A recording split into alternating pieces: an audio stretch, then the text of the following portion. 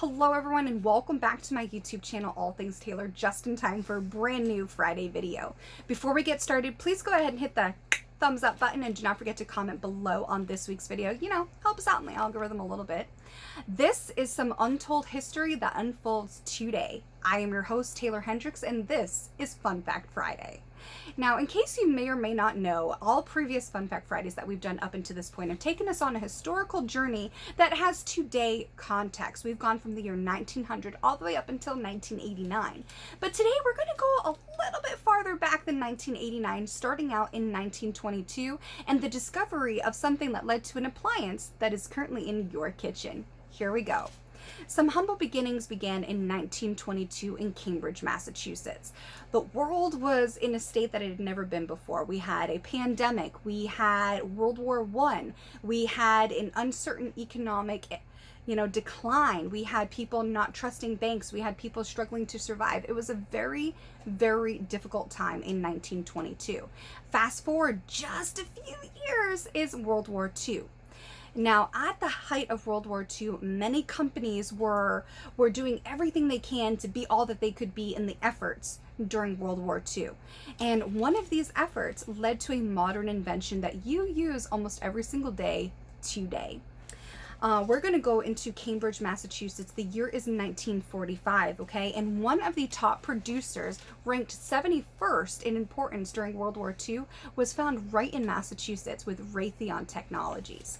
Okay, Raytheon was originally in its founding stages in 1922 doing things with refrigeration, and it gradually got into robotics and battery technology. They figured out a way to take the currents, no pun intended, that they were currently using, and they figured out a way with their tubes to make direct currents, which virtually made short life, really expensive large batteries obsolete. This was a huge deal at that time. Something that we probably take for granted a lot today.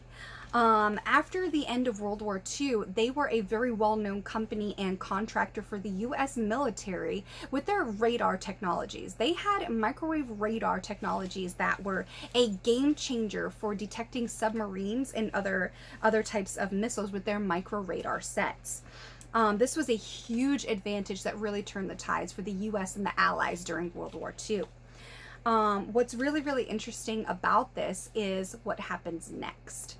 Now, what happened after World War II is, if you were lucky, men came home, women started leaving the workforce, and the company was trying to navigate this new norm of after a major world war. Okay, there was a lot of joy, and there was a lot of uncertainty, and part of that uncertainty was what happens when our men come home. Okay, what happens? Well, after the end of the World War II in 1945, this was a question that needed a very big answer for Raytheon Technologies, okay? Raytheon Technologies was employing a lot of people, and they were mass producing over 80% of the micro radars in the magnetron tubes that they were known for. That's a big deal. That's a lot of employees. That's a lot of mass production. Now, what happened was the federal government no longer had a need for these magnetron tubes because the war had ended. And rightfully so.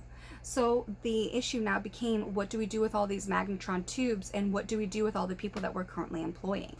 This was a question weighing heavily on the minds and the scientists behind Raytheon Technologies. Where do we go from here?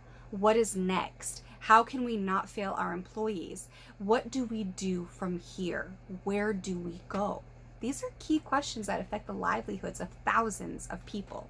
They didn't just save thousands of lives, now they're going to affect the quality of life of thousands of people back home. Well, the answer came in one of the most unlikely of discoveries. After the war ended in 1945, the scientist by the name of Percy Spencer was walking by one of their machines, really perplexed about what was going on, what they could do to survive as a company and for their employees, when he decided that he needed a little snack. That's right, a snack. So he started taking out a little package of chocolate, and he started to open the packaging of chocolate to eat it while he pondered these many questions and realized his chocolate was melted. This led to the discovery of the modern day microwave oven, known to us nowadays as the microwave. Okay, we love it, we use it all the time. Back then, there was no such thing. What was really, really interesting is the discovery of this. Now, like any good scientist, they were able to recreate these results with all kinds of different items. Water, ice cubes, other forms of food. And that's when they realized that these microwaves, when these magnetron tubes, could heat food. So they filed for the patent in 1947, and they were finally granted the patent in 1950. In 1947, they actually demoed the first ever microwave oven. It was called the Radar Range Microwave Oven. Now, unfortunately, these were so expensive to make, so they were too expensive for a majority of people to buy, and they were way too large for conventional use in a household. So the people that ended up buying them were hotels, mainstream restaurants, and so forth. But this accidental discovery saved this company and its employees, and it led to, in the 60s, the microwave ovens that had the turntables that we now know. And in the 1970s is when we actually got the countertop microwave. But it all started with questions like, what do we do from here? Where do we go? What happens next? And an amazing, revolutionizing discovery happened in the most unlikely of places, in the most unlikely of ways. It all started with some key questions and a snack. Percy Spencer is credited with the discovery and the creation of the microwave oven, which has its own humble beginnings in Massachusetts during and after World War II. That is a World War II invention that is currently in your home.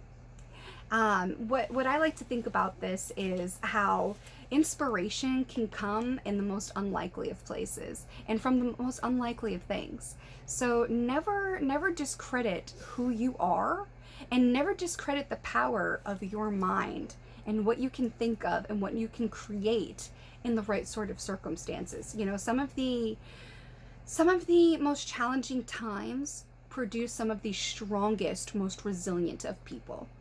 And that is a really cool takeaway, because Raytheon Technologies still exists and is in operation today.